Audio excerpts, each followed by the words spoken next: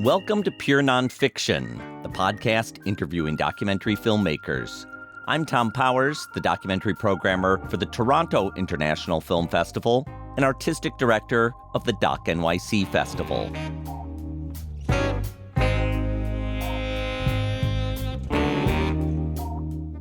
On this episode, I talked to director Alex Gibney and Belfast producer Trevor Birney.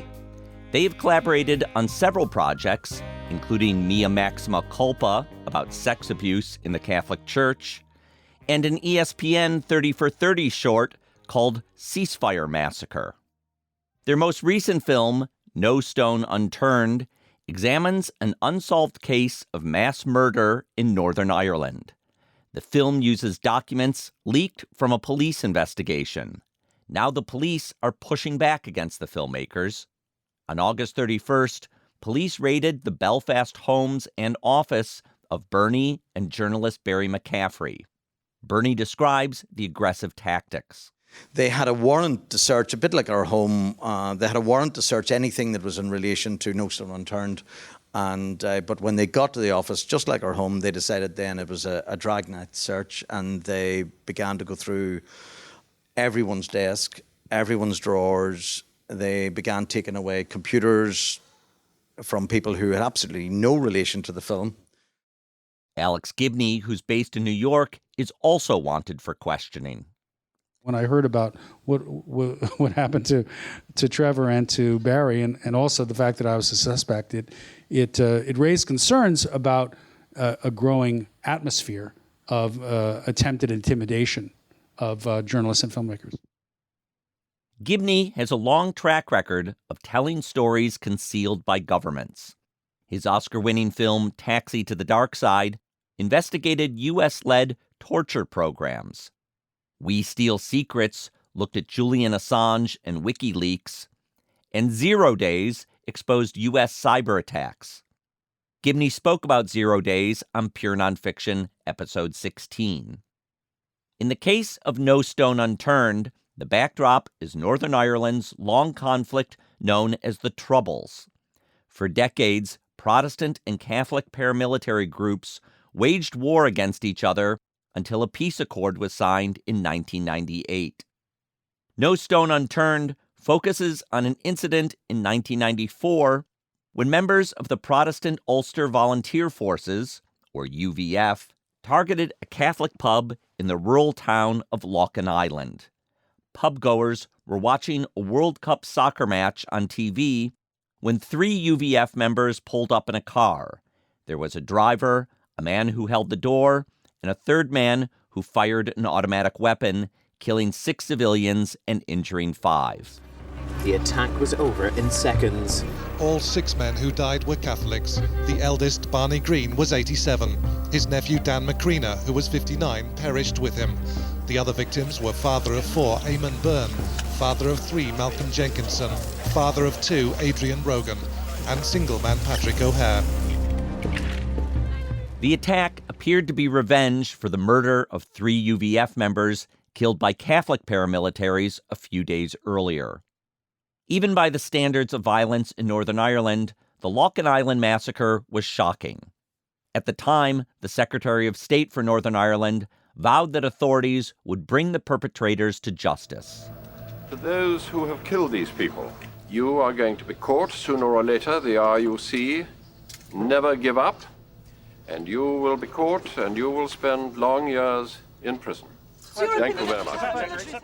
But that didn't happen. 24 years later, no one has been brought to justice. No Stone Unturned documents a shoddy police investigation in which evidence was destroyed and key suspects were barely questioned. Years later, the police ombudsman investigated whether there was a cover-up to protect an informant. Gibney is tenacious at trying to expose the names of the accused perpetrators. In the film, he describes his obstacles and a turning point. But the investigators weren't talking. To protect witnesses, they were willing to tell us the plot of the story, but not the names of the characters. So the Ombudsman's investigation was a bewildering thicket of letters and numbers. Person A, Person M, Police Officer 12. Who were these people? The answer came in the form of another anonymous tip. In 2011, someone upset by the Locken Island cover-up leaked a document to journalist Barry McCaffrey. The leaked document came through the post.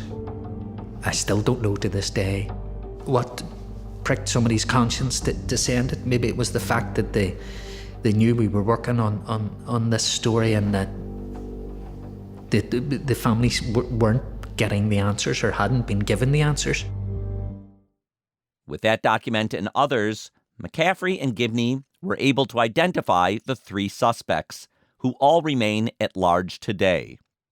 The alleged shooter still lives in Locken Island alongside the victims' relatives.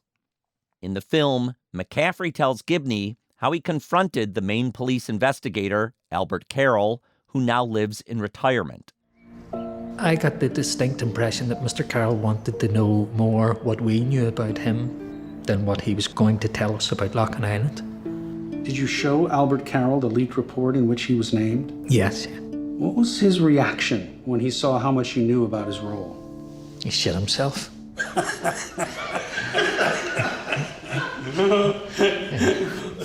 Yes. He was very defensive. Yes, yeah. Yeah, he was very defensive and edgy. No Stone Unturned was released a year ago. You can watch it on iTunes, Amazon, and other platforms. But instead of prompting arrests of the suspected killers, it led to the arrests of the documentary team less than 2 months ago on August 31st. Last week, I invited Gibney and producer Trevor Birney to screen the film at New York's IFC Center. Afterwards, we discussed it in front of a live audience.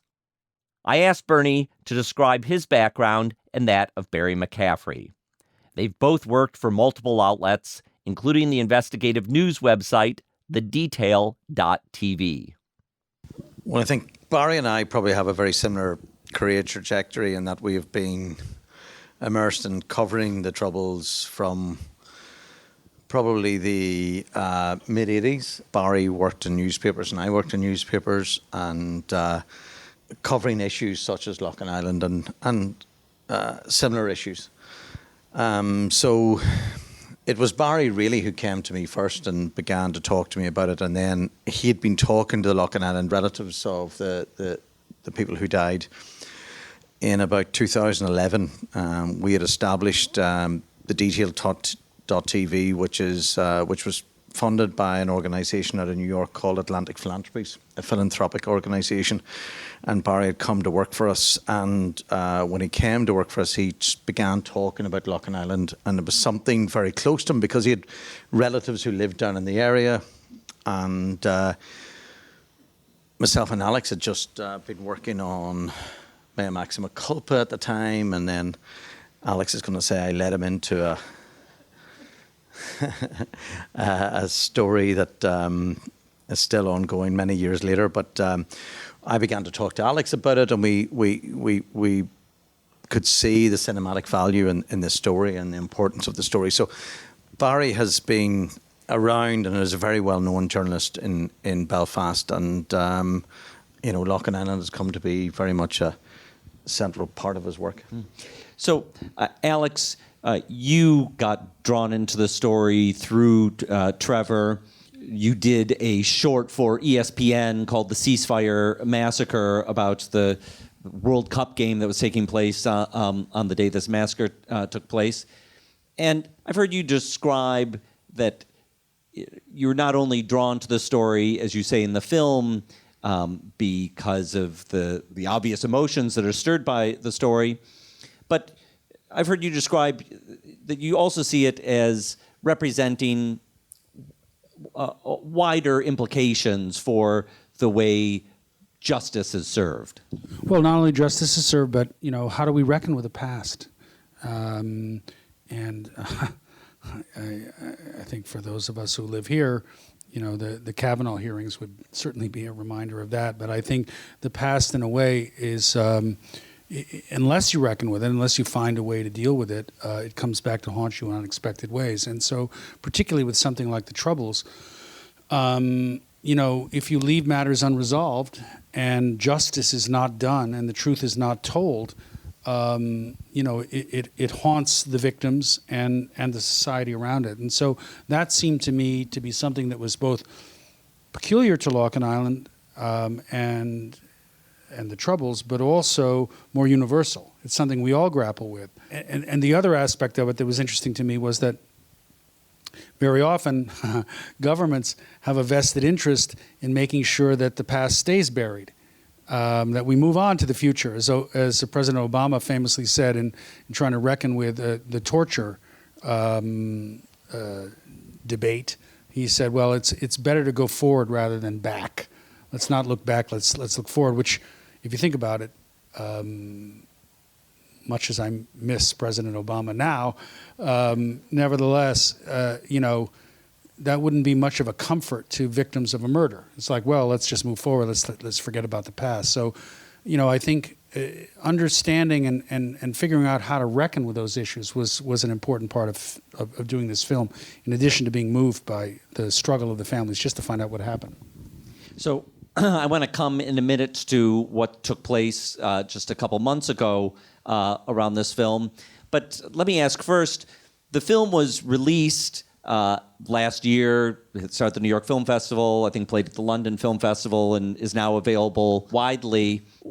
What was the reaction to people who have followed this case, the fact that you're finally naming the names of the alleged killers? The story was front page news for at least several days in Northern Ireland. The fact that we had named these guys and was front page news for several days. And in Locken Island, the nearest cinema, I think, was sold out for about 4 weeks after the release of the film in November last year, which kind of indicates just what the local interest was. So yeah, it was significant. There is always concern about naming suspects, particularly in Northern Ireland. The BBC has named, just recently, there's been the naming of the people who were responsible for the Birmingham bomb attacks back in the 70s. There's been names associated with the Oma bombing in 1998, another atrocity in which 29 people and 2 unborn twins died. And so this isn't something new. I think that what really affected people was the way that Alex had put together the film, and the power in the film, and the what the storytelling that he had brought to it. And I think even those most seasoned people who documented the Troubles in Northern Ireland were surprised by the film and just the level of knowledge and the levels of evidence that we will bring to it. And I think that impacted and kind of caused a snowball effect in it just built and built and built over the weeks after the film was released. So yeah, I think that, and from that, the relatives brought huge amount of comfort in the fact that for the first time they felt that the story had been told completely, that everyone now knew what they knew and what they'd lived with for the previous 22 or 23 years at that stage, that everyone was aware that the people who actually were suspected of killing their relatives lived down the road, lived within a 3 or 4 mile radius, and that they'd lived with this shadow for all that time, and yet they had shown incredible dignity and respect, and there hadn't been as much as an insult hurled at these people despite what they had perpetrated. So I think that there was a shock value, despite Northern Ireland has come through 30 years of conflict. I think there was a real shock factor with the film, and I think that was represented by the response to it in the days and weeks after its release. Yeah, let me just follow up on that very briefly. I mean, I embarked on this film thanks to Trevor. Not expecting to solve the murder or become as close to solving the murder as I think is possible for people who are not part of the law enforcement community. And it's to Trevor's great credit and Barry's great credit, in terms of the spade work that they had done to help us, get to that point that we really were able to solve it in a way that I think is pretty compelling, at least compelling enough to embarrass the authorities about why they didn't get there. So that I think was interesting in and of itself and surprising. The other thing I think that we should point out was that part of what we did in the making of the film was to make sure that we went to the Ombudsman's office and also the police in Northern Ireland to let them know that we were going to name names, and if there was any concern by the police that they felt that those suspects might be at risk, they could take steps to do so, or they could take steps to try to enjoin the film if they felt it was necessary. So we were pretty assiduous, even though the families hadn't gotten justice for many years. We were pretty assiduous about trying to protect the rights of those accused. So let's talk about what happened on August 31st of this year. Trevor, can you describe what took place? Well, the last weekend in August is a bank holiday weekend in the UK and Ireland, and we woke up at about 5 to 7 on the Friday morning, and my wife actually thought it was the milkman coming to rap the door looking for money, looking to be paid. And she opened the window and said, oh my God, there's a lot of cars in the drive, and then there's a lot of police cars in the drive. Why are the police here? And I have to say, I immediately knew that it was due to Alex Gibney in the Lock and Island film, and thought, what time is it in New York? Can I ring? And worrying about what was happening in Summit, New Jersey at the same time. But anyway, so I immediately knew. I said, listen, it's Lock and Island. So she went down and opened the door, and I would try to ring her lawyer, and came through. How many police? Well, we reckoned that there was at least somewhere between 25 and 30 police, fully armed, in fully kitted out for a search, with kind of boiler suits and guns, and at the same time, or roughly on the same day, a similar visit was taking place to Barry McCaffrey. Well, yeah, well, Barry, my house was full of sort of 5 kids, 4 adults. Barry is a single man living sort of about 3 miles away from me. And I had no idea. I mean, I was suspected, and I was worried for everyone else who was involved in the film. When I was going through trying to rationalise what was going on, working out, there's several other people within our company that I don't want to name who were involved, and I'm thinking, oh my God, are they doing this to everybody, or is this just me, or who else is involved? And then suddenly police were going through the bedrooms, and I wanted to get dressed, and they said, no, you can't get dressed on your own, and they had to send some poor unfortunate young policeman up to watch me getting dressed and brushing my teeth and getting showered. They didn't allow me to get showered, to brush my teeth and wash and get ready. So, the relatives from London, that they were there, they were watching all of this going on. And I think at that stage they thought that we were some sort of drug dealers or money launderers or something. And I remember the look of the guy, James, my nephew, going, you must be some sort of fucking, this can't happen over a film. Why were police going through the doors? And but I mean, there were also the same number of people over at Barry's house, yes? Yeah, so the same number of people were at Barry's house, and then our office in downtown Belfast, they were going through the doors there as well. So total, what do you reckon? How many cops? We've calculated and bringing together, there's over at least 100 police officers involved on the day. And 3 sites in my house and Barry's house. So Barry told me later that he went through the similar experience, and he just thought they were coming to search the house. So he kind of said to them, well, listen, when you're finished the search, through the keys through the door. And they said, no, you're not going away. We're arresting you. So they arrested Barry, and I was arrested in my living room. And then you were questioned for the length of the day, roughly? We were taken away, and by, instead of leaving off my 8-year-old daughter at school, by 20 past 8 in the morning, I was in a police cell, and where I was left then for 4 hours. And then I was taken out of there and brought to a series of interviews across the next 6 hours, which, were complete sham. And I only realised when I was brought from this cell that I kind of looked round to my left and I could see a pair of boots that I recognised as Barry McCaffrey's boots that he normally wears. So I knew then, okay, so Barry's here, and I don't know who else was going to be around. And we were in this holding centre of about 50 cells, and they had cleared everybody else out, so they left it just for the two of us to be comfortable. And so we spent about 15 hours in the police station. But unbeknownst to me then, they were, until my lawyer arrived, they were in our offices, and again about 30 or 40 police officers arrived at the office at about 8 a.m. and they had a warrant to search, a bit like our home. They had a warrant to search anything that was in relation to No Stone Unturned.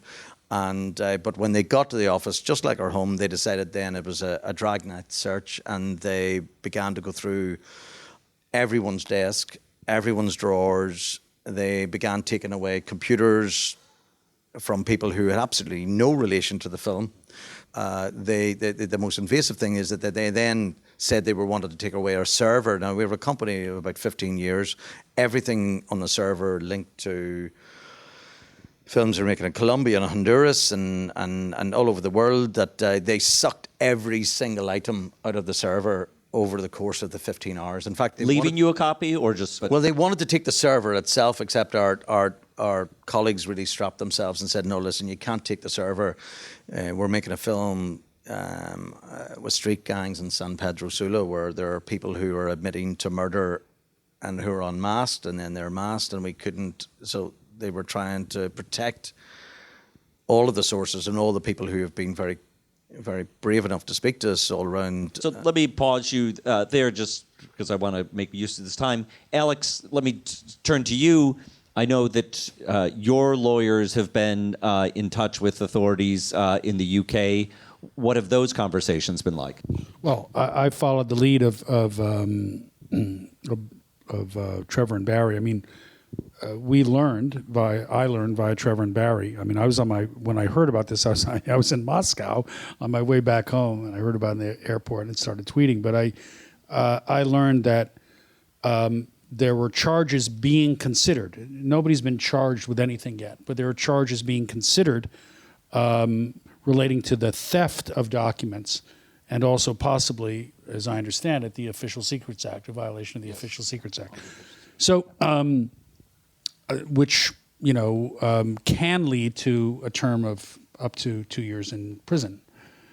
Now, has that been meted out to journalists in recent memory?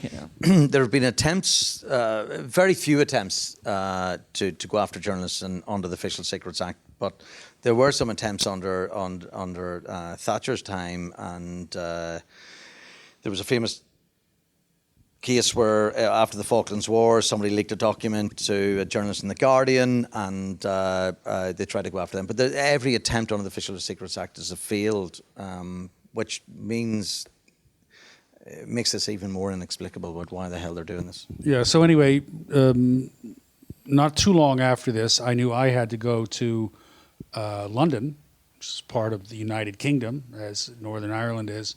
And so I had to hire a lawyer and find out, indeed, whether or not I was a suspect, as I had been told it was likely I was. And indeed, the police confirmed that I was also a suspect, and they were planning to arrest me.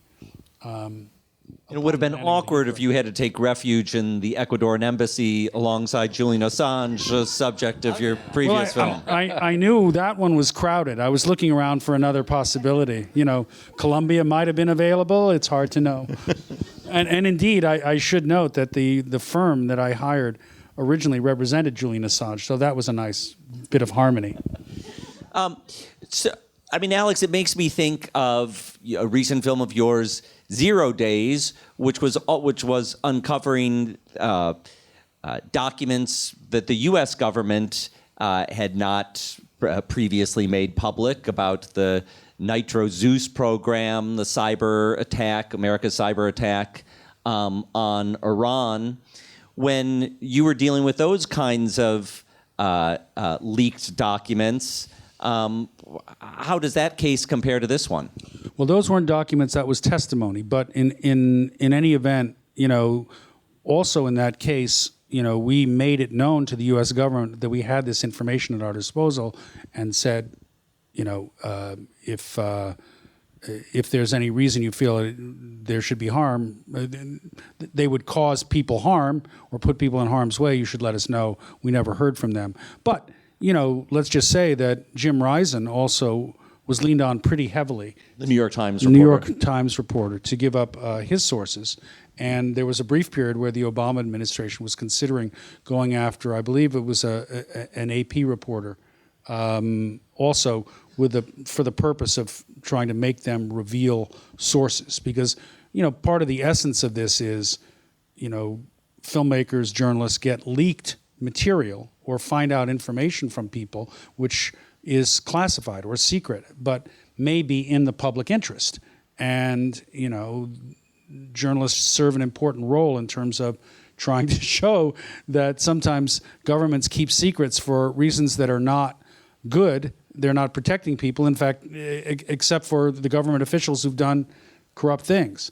So, but for that reason, governments tend to want to go after not only leakers, but increasingly journalists. And so, when I heard about what happened to Trevor and to Barry, and also the fact that I was a suspect, it raised concerns about a growing atmosphere of attempted intimidation of journalists and filmmakers. So in the case of No Stone Unturned and this questioning, this investigation, what do you think is going on here? In your film, now a year ago, you've named some names. These were names that were already known to the authorities, because the documents you're reporting on are documents that the authorities have. Why, a year later, do you think there's been pressure put on this case? Well, I think Northern Ireland's conflict was supposed to end with the 1998 Good Friday Agreement, but unfortunately, conflict is still continuing by other means, and I think that there are still many people in the shadows who still want to prevent films like No Stone Unturned being made, and the truths in films like No Stone Unturned coming into the public domain. And I think that part of what happened to us certainly has got to be about the frustration in that the profile of this film has taken, and that many people around the world who can now access this film can see exactly what was going on in Northern Ireland at that time, and innocent people were being murdered, and the killers were being protected and are still being protected. That is the problem, and I think that Northern Ireland, as Alex has explained, is just having a difficulty in dealing with the past, and I think that there's no doubt that our arrests were about trying to send a chill factor to other journalists, to whistleblowers, to people who are prepared to provide documentation like the documents that Barry was sent. And I think that's a universal global issue. I don't think it is just about Northern Ireland, although Northern Ireland is in a particularly difficult position at the moment. And I really don't think that if we were BBC journalists or Times journalists in London or Guardian journalists that this would have happened to us. I think that this is peculiar to Northern Ireland, and unfortunately puts Northern Ireland right up there with Turkey and Myanmar and Russia and what's going on in the Saudi Arabian embassy in Turkey right now, and what happened there. And I think that it just seems to me that there are still those in the shadows who really want to pursue this campaign to ensure that journalists don't get access to the truth and don't provide that truth to the world outside Northern Ireland. Alex, let me pick up on a point that Trevor was saying, that this pressure might not be put on the BBC or the Guardian. And what we've seen in recent years in the media landscape is a shrinkage of larger networks of news, those big organizations that dominated news for the late 20th century. They shrunk in the early 21st century. A lot of what's filled the breach are independent documentary filmmakers who don't have the staffs of lawyers or the resources that an ABC News would, or NBC or BBC. So can you reflect on the vulnerability of independent documentary makers? Yeah, I think it is true, and not just documentary filmmakers, but also journalists who do the kind of investigative work that used to be part of the big networks, but part of what has been done, particularly at the network level, and sometimes at the papers. Though I would commend a lot of the magazines like the New Yorker or the Atlantic, elsewhere in terms of continuing to do that investigative stuff. But it's the independent people who are most at risk because there's no organization behind you. It's just you. And I think in this case, that was very much known. I mean, we know about the case of Laura Poitras, and for many, many years, she was harassed going in and out of the country. This was even before she had reported on Edward Snowden, just Way from her before. days of reporting in Iraq. Yes, from My Country, My Country. And they felt that she had been part of,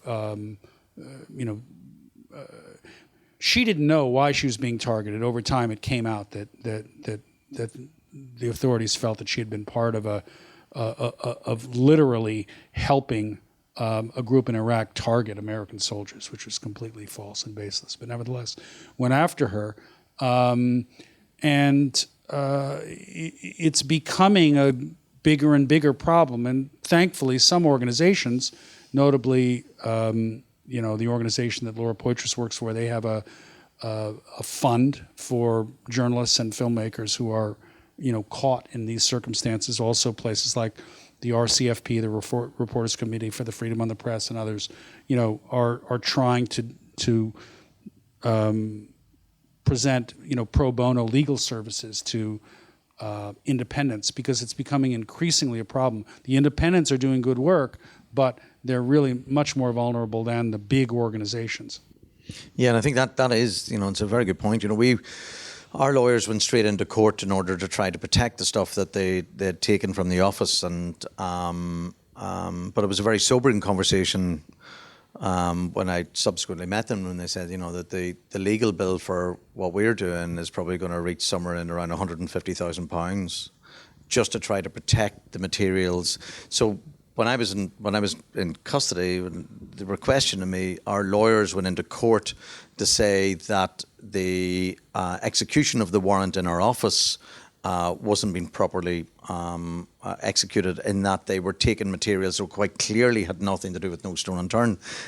Taking everything out of our server, taking drives about films that had nothing to do with quite clearly had nothing to do with No Stone Unturned.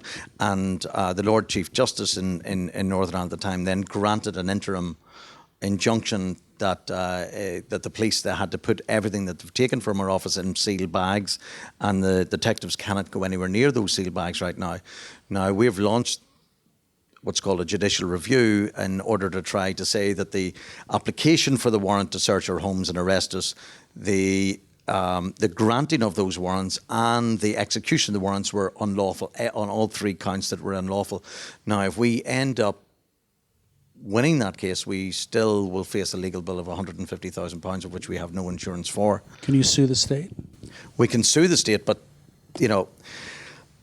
all the computers that were taken from our desks, my computer, my wife's phone, my daughter's phone, my 16-year-old daughter is delighted in the fact that they took a USB key, which she says has all her science homework on, but I doubt it. But she continues to claim that her science homework was on that USB key, which was a lollipop-shaped thing. And but we've been advised that that's going to, by the time the police hand this back, it'll be at least 2 years. We are being punished right now. We have had it's had a detrimental effect on our ability to be able to do our job, and there are many sources which Alex knows of that helped us in this film, and those sources know very well that the police now know who they are. And in terms of the chill effect, that is hugely detrimental to our ability to be able to do our job as journalists and filmmakers. And there are many people out there who are very nervous about exactly what was done. So this is costing us a huge amount of money. right now, and will continue to do in order to defend journalism. And we're not the New York Times or the Times in London, but we feel that there is a principle, obviously, and importance to our sources and everything that we've been trying to do at the company, that this is something that we have to do. But it's worrying. And Alex, where do you stand in your negotiation with being questioned? I was successfully able to avoid being hooded and whisked to Belfast upon arrival at Heathrow. We discussed with the police that, on my next trip to London, that I would at least make myself available for questioning. But we'll see in the meantime what the result of the judicial review is. But so far as I'm aware, I still remain a suspect.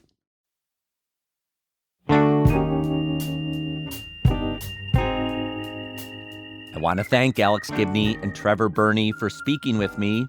Their film, No Stone Unturned, is now available on iTunes, Amazon, and other platforms. Thanks to our team, series producer Sarah Modo, sound mixer Tom Micah, and web designer Cross Strategy. Our theme music is composed by Andre Williams, and our executive producer is Rafaela Nehausen. I'm Tom Powers. You can follow me on Twitter at THOMPowers. If you love nonfiction films, look out for America's largest documentary festival, Doc NYC. If you're a professional filmmaker or looking to become one, check out the Doc NYC Pro Conference. Both festival and conference last 8 days, running from November 8th to 15th. For more information, go to docnyc.net. Pure Nonfiction is distributed by the TIFF Podcast Network. You can read our show notes, learn about live events, and sign up for our newsletter at purenonfiction.net.